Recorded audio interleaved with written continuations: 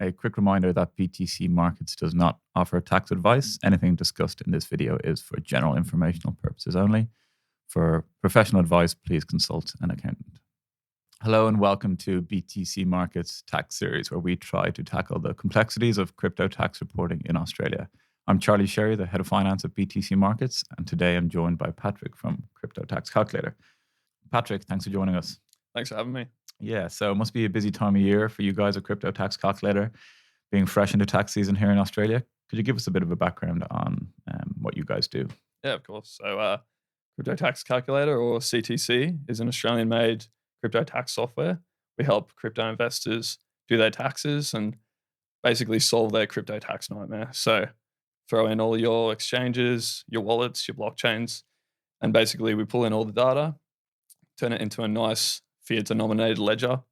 We help you step through some reconciliation steps so that you're not overpaying on tax. And then we give you some nice reports that you can either hand to your accountant or file directly with the ATO. Okay. Yeah, Crypto Tax Calculator is a tax partner of BTC Markets. So I'm correct in saying BTC Markets customers can link their transactional data from our exchange directly into the CTC portal and smoothly and seamlessly generate their tax reports for year-end reporting? Yeah, exactly. We just pull in all the transactions. They all come through nice and categorized for tax purposes, and you can see, the gains or maybe the losses on those transactions as well. And then we also provide the report on those too. Okay, interesting.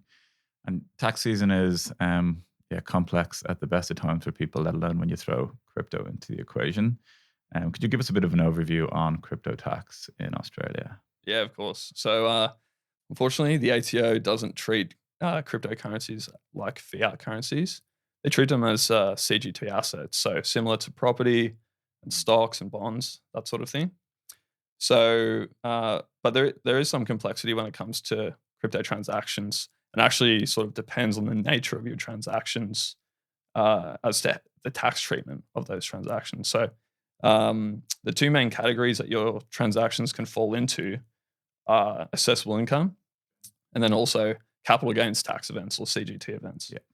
So, we all know that crypto is a bit crazy and there's sort of things that you can do with crypto you can't really do with stocks or property. So that's why the nature of your transactions is really important. Okay, so we can dig into those a little bit deeper. I think the most common and recognizable one will be a CGT event.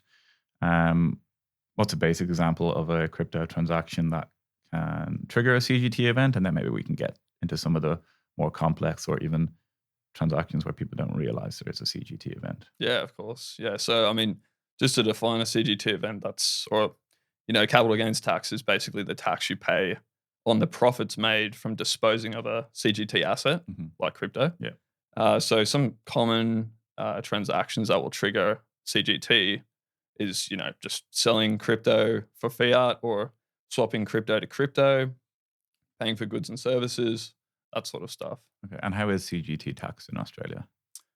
So basically, you take the cost basis from the proceeds of the asset, and that difference is your profit, and that then gets added onto your income, essentially. So then the tax rate then depends on your marginal tax rate. Yeah. Okay. Interesting. But there are ways that users can lower their CGT liabilities, by availing of the CGT discount, right? Yeah, exactly. Yeah. So in Australia, if you hold a CGT asset for more than 12 months, you can get access to a 50% discount. So that's basically, if you made a $1,000 capital gain, but the capital asset that you held was more than 12 months, it's actually sort of reduced down to 500 that you're actually paying the tax on. Yeah, and the CTC platform will recognize all of this for you. It'll know the dates when your transactions occurred. So if you hold an asset and dispose of it after 12 months, it will automatically realize that as long-term capital gains versus short-term capital gains, which is one of the benefits of using the platform. And in addition to that, I think, so in terms of tax optimization, right, there are different inventory methods that you can use when valuing your crypto assets in a given year. Can you talk about those a little bit and how Crypto Tax Calculator helps with those? Yeah, totally. So, the really neat thing about software like CTC is that you can jump between different inventory methods to sort of see which is most tax effective for you. So like the sort of default is like first in, first out. So if you were to buy an asset, at some point in the past, then later when you sell, assets from that lot, essentially the first asset that you purchased will be the one that gets sold. But there's actually other inventory methods like highest in, first out, or also like a most tax effective inventory method. Okay. So like a least tax first out inventory method as well, which we offer. Okay. And essentially that picks assets that have the highest cost basis to dispose of first. So you're actually making that gain smaller. Yeah. So if you bought some Bitcoin, say for $50,000, and then you bought another Bitcoin for $75,000, and then you sold Bitcoin for $100,000, you're either going to have a 50K gain or a 25K gain, depending on which inventory you select first, which can obviously significantly impact your tax liability, depending on which one you choose to dispose of. And what is the guidance from the ATO in terms of the allowable methods you can use? Can you change year on year or from asset to asset in a given year, and from like first in, first out to last in, first out, and so on? Yeah, so individuals can change between years. There's more strict rules when it comes to other entities. Okay. So like if you filed in the past using one inventory method, there's still the option to change inventory methods moving forward. Yeah. So now we're in 2024, and obviously crypto is ever evolving, challenging to keep up with. How is the ATO changing its guidance in 2024? Yeah, sure. So there hasn't been any like really in-depth web guidance released in 2024, but there has been web guidance released since the last tax season. So I believe it was in November, the ATO released web guidance on DeFi, Okay. which a lot of people have been waiting for because it's been quite a grey area for a long time. I'm a bit of a DeFi user myself, so that's good news to me. Haven't quite finished off my taxes just yet, so it'll be interesting to talk a bit about that. So, can you give me a bit of color on some of that guidance? Maybe we can jump into some specific use cases as we go through it. Yeah, of course. Yeah, so the DeFi web guidance, I want to stress that it's non-binding web guidance actually. Okay. So it is just sort of guidance, and there is potential to take differing views. Yeah. But if you were to do that, obviously you should speak with a tax professional. You have to be able to stand over them. Yeah. Exactly. You have to have like solid reasoning for that. So the web guidance released late last year covered things like liquidity pools, lending and borrowing in DeFi, DeFi interest and like yield farming rewards, and then also wrapping of tokens as well. Okay. So we can work through some of those.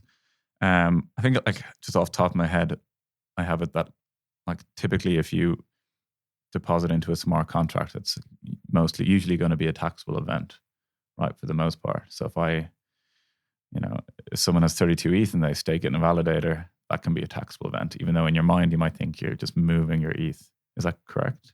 It does depend. Like things like staking with your own validator, there is like some very technical nuances that you could argue differing opinions for. But to make a very broad statement, typically if you are depositing into a smart contract and there's other people's assets mixed in with your assets, especially fungible tokens, and you can't point to your exact assets, it's probably going to be seen as a disposal event. Okay, so then maybe a different example to the validator might be depositing into a lending protocol like Aave, where that contract probably holds other people's ETH or stablecoin or whatever it is. That's probably going to be deemed as a disposal.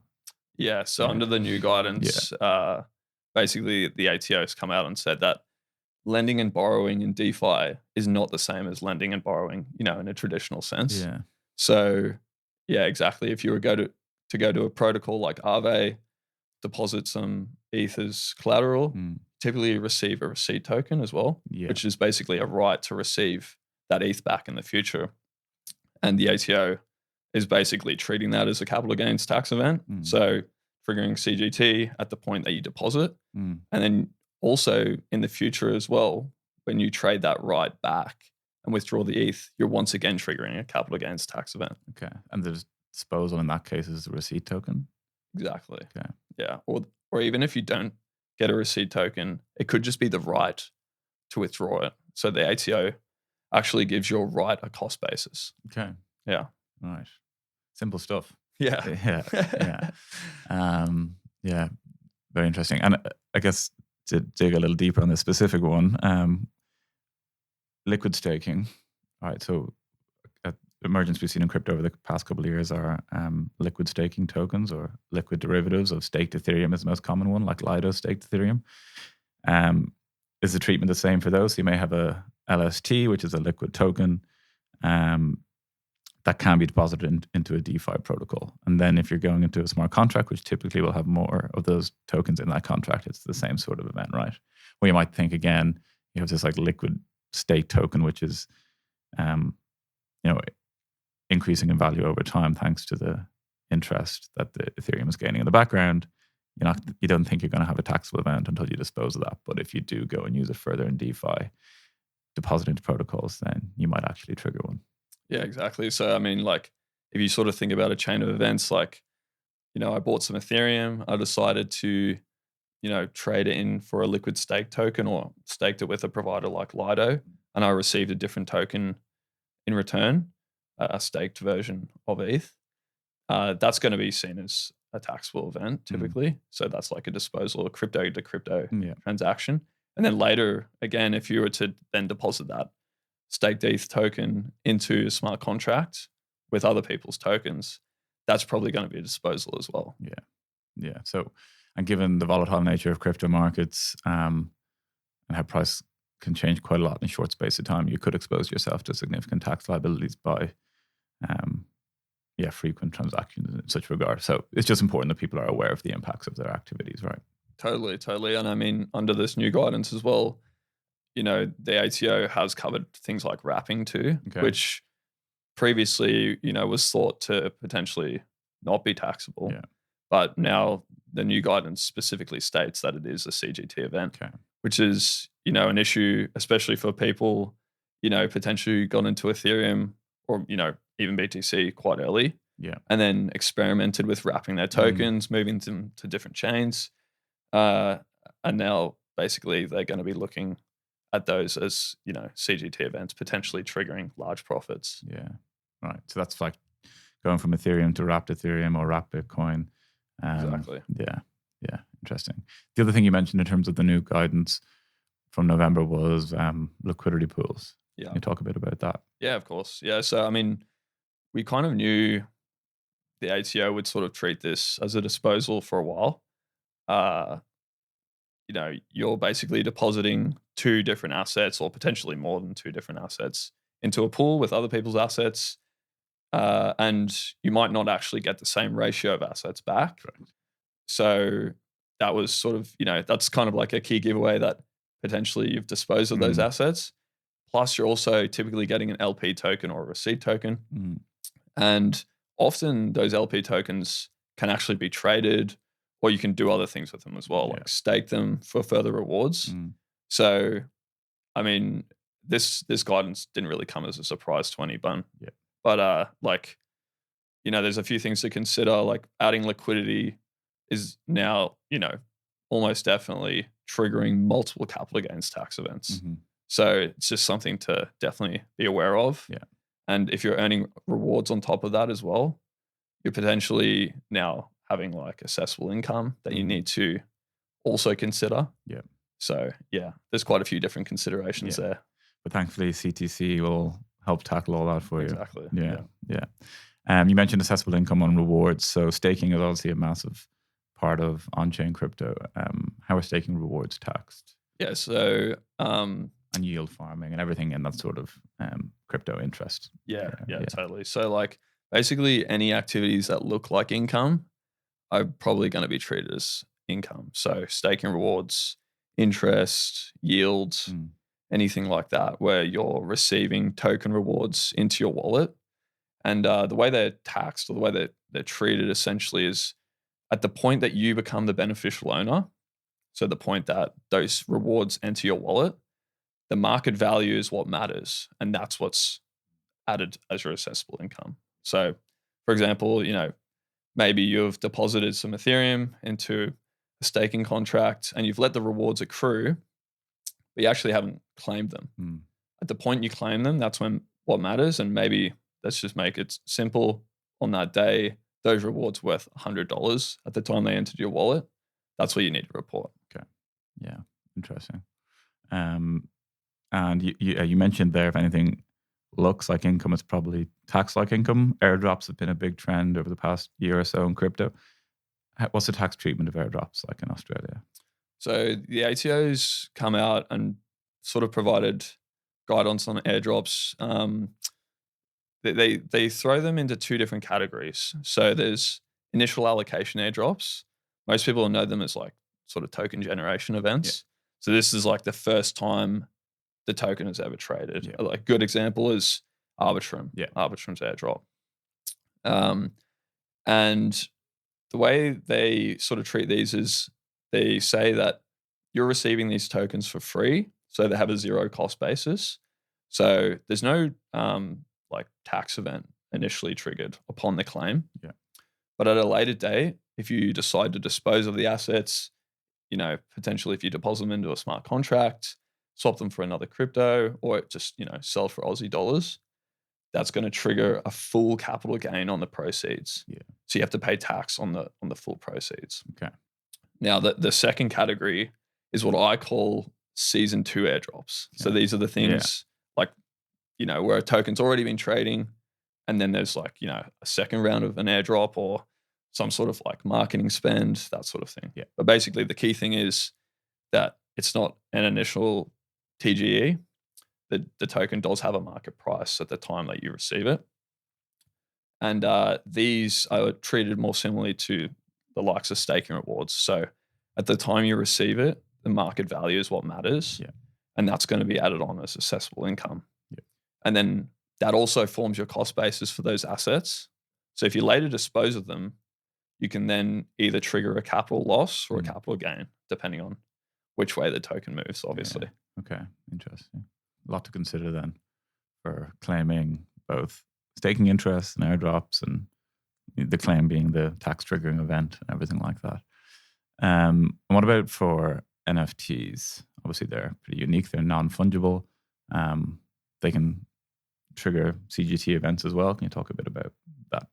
Yeah, of course. So NFTs basically treated almost the same as fungible currencies, or fungible cryptocurrencies, I should say. I think the only difference really is the potential for the argument that if you were depositing an NFT into a contract, you could actually point to which NFT is yours.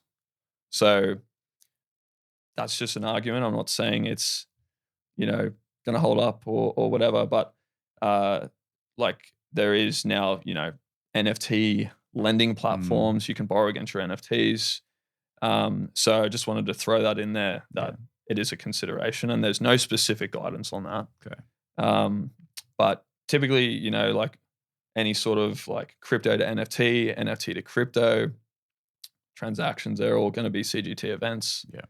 There's like, I know quite a few NFTs you can stake now and then receive rewards from them. That's going to be treated, pretty basically the same as staking, any other fungible cryptocurrency as well. So nothing too special about NFTs. Okay. So obviously we've talked a lot about the technical challenges around crypto tax. It can be quite daunting and off-putting, but thankfully CTC can help with that. I think what is like, in the years before crypto tax software, and before the ATO had such strong guidance, there was probably a bit of a grey area around crypto tax in Australia, but we've definitely seen that grow over the years. And now we even have the ATO Data Matching program between the ATO and exchanges in Australia. Can you talk a bit about that? Because people sort of think about crypto being this anonymous kind of world, but I guess it's not quite so true when it comes to tax. Yeah, totally. I mean, that's been, a misconception for quite some time. And I think, people are definitely sort of like waking up to it, especially like this year, the ATO sent letters out to, some crypto investors in Australia, prompting them to make sure that they include crypto in their tax return. So they are aware of it. I mean, yeah, like for a long time, the ATO was probably taking a like hands-off approach, Yeah. just sort of step back and just looking at it from afar. And obviously, crypto moves really quickly as Mm. well, so it was probably hard for them to keep up. Yeah. But they've come out with this guidance on DeFi. It's very specific guidance, Yeah. so they are aware of what's going on. Yeah. And in Australia, you have to KYC to an Yeah. exchange account. With a data matching program, obviously, the ATO gets those records, so they know who's at least trading on Aussie exchanges or Yeah. KYC exchanges in Yeah. Australia. And as part of that data matching program, they also get access to things like withdrawal addresses. So if you're moving funds on chain into your, private wallet, Mm. it's not actually so private. Yeah. So, I mean, we know obviously the blockchain's like an immutable public ledger of all transactions forever. Yeah. So, it's probably the worst place you could actually try and commit tax fraud. Yeah. And like as you say, they took a hands-off approach, but it's all about understanding things over time. And as you said, they've now released some pretty in-depth guidance. So they've definitely taken the action to get in and understand it, which is helpful for tax reporters, that there is clear guidance on their activities, what is an event, what isn't, and everything like that. So it is better in the long run for sure. Totally. Without guidance, like you don't really know. Yeah. Like you can't really plan for taxes. Yeah. Because if you're not sure what a transaction could trigger in terms of taxes, then how could you possibly plan for it? So it's much better that there is guidance. Yeah. And again, like I'll say that the guidance is non-binding, but you can now see the view of the ATO, and it allows you, if you decide to make a case for potentially a different view as well. Mm. So if you work with a tax professional, you know what the ATO's view is, and if there's a strong argument for a particular scenario, you can build the case to be able to present that. Mm. Yeah. Okay. And so what would you say are some of the common challenges for people in their crypto tax reporting? There's a lot of things. Yeah, there's a lot of challenges. I'm sure anyone who's tried to tackle their crypto taxes in the last couple of years has faced quite a few challenges, especially if they've done anything sort of on chain or, mixed funds between different exchange accounts, different wallets, different blockchains. I'd say, a very basic one is not keeping records and not remembering what you did a year ago or even 5 years ago. Yeah. So, just like staying up to date with your transactions, making notes, especially for larger transactions that, are likely to have at least a decent impact to your taxes. Writing a little note, exactly what you did, what date it was on. This sort of thing can be really, really valuable. Yeah. That's if you're going the manual route, right? Yeah. Another mistake that I think a lot of people make is trying to just tackle it alone. Spreadsheets, downloading all their transaction, history from the Block Explorer as well, and then trying to decipher that by themselves. It's just a disaster. So if you've got more than like one wallet with a couple of transactions or one exchange account, you really need to take advantage of software and potentially speak to a tax professional as well. Yeah. The ultimate combo is to use both. Yeah. And you alluded to it there. You said like you could have transactions from 5 years ago that have an impact. Like one of the benefits of using a tax software is you have your full life cycle of transactions in one place. So your cost basis from day one is maintained throughout your, I guess, crypto investment journey. So a transaction 5 or 6 years later will be kept together. Whereas if you do that in spreadsheet, you could easily lose that paper trail. Totally. I mean, another mistake that we see a lot, and it's just kind of a misconception actually, is like, not having your full transaction history, whether you're doing it manually or importing it into a software, thinking, oh, I used that wallet 5 years ago, I don't use it anymore. But potentially it's going to affect your transaction trail and then affect your cost basis for the assets that you currently hold, which can lead to you paying more tax. So basically the whole game is figuring out the cost basis for your assets. Yeah. so that you're not overpaying on tax. Because if you can't prove the cost basis for the assets that you hold, the ATO is going to assume that you got them for free, and then they're going to tax the full amount when you dispose of them. Yeah. So what would be your main tips then for tax time for this year? Well, use CTC. That's my number one tip, but obviously I'm biased. I mean, use reputable tax software, and it's really important that it's reputable. So not all tax software is built the same. And don't just assume because the number's the lowest that it's accurate. It's really important that you've gone through your transactions, double-checked everything's been pulled in. There's no missing transactions. There's no assets with missing cost basis. You don't want to overpay on tax. So just spending a little bit of time double-checking, reconciling, making sure that all your wallets and accounts are imported is really worthwhile. It's worth the time. Yeah, so another tip is to make sure that throughout the year you're syncing your wallets into the tax software and importing all your transactions from your exchange accounts. Okay. Just so that you can stay on top of your tax liability throughout the year. That's really important. Yeah.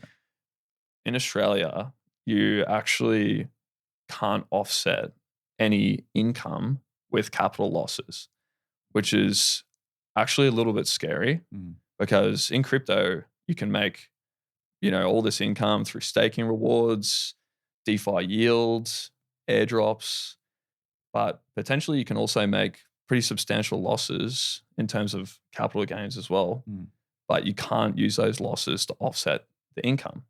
So just to demonstrate how sort of scary this can be, let's say, I got one of these season 2 airdrops. It was worth $10,000 at the time I received it.